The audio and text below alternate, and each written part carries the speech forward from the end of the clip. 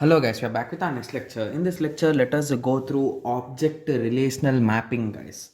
Okay, so basically from the name only you can say that it is a combination of objects with the relational databases, right? Yes. So that is the concept of object relational mapping, guys. So object relational mapping system built on top of a traditional relation database. So we know that traditional database relations have uses tables to represent everything and all those things we know, right? So on top of that, if we include objects, we will be getting object relational mapping, guys, or object relational database system. Okay. Yes.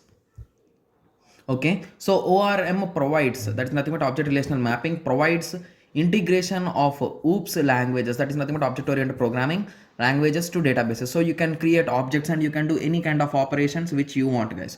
So it implements nothing but mapping between objects and relations. Yes. So objects can be retrieved from the database. So you can create objects, you can work with objects. The system can mapping to fetch, retrieve the data from the relational databases. You can insert, update, delete, and you can write every statement based on the objects, guys. So updated objects are stored back in the databases by generating corresponding statements. So based on your requirements, you'll be writing the statements and you can do any kind of operations, guys. Okay. Okay, so a few limitations will be there. It's a bit over, there are a bit of overheads, and especially there are some bulk updates. Okay, so now let us go through some basic differences between object oriented database and object relational mapping, guys. If possible, I'll be sharing few more differences, few commonly asked differences, guys, so that you can write in your examination. Okay, so object oriented database, from the name only you can, so it is nothing but object oriented database which are used on top of relational data models as well as persistent programming languages. So here it is, there is no relation between them, so these are used on top of each other, and as well as persistent programming also. Whereas object relational mapping is nothing but object relational mapping system which is built on top of traditional databases. Okay, traditional relational databases. Okay, so this is built on model and this is built on completely the database itself. So that is the reason why object and relational are mapped here. Okay, so it provides a less protection to data from programming errors.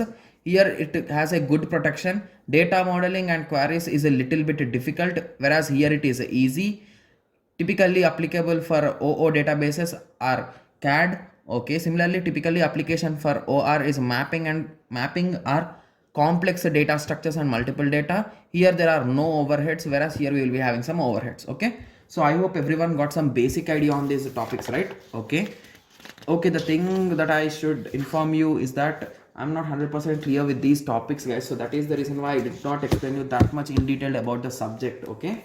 Okay, so I think this will be the last lecture for this unit. In the next lectures you'll be starting the second unit, and after for third, fourth and fifth I'll be sharing you the important questions answers, guys, so that you can prepare from them. Okay, so let us meet in the next lecture. Thank you, thanks for watching.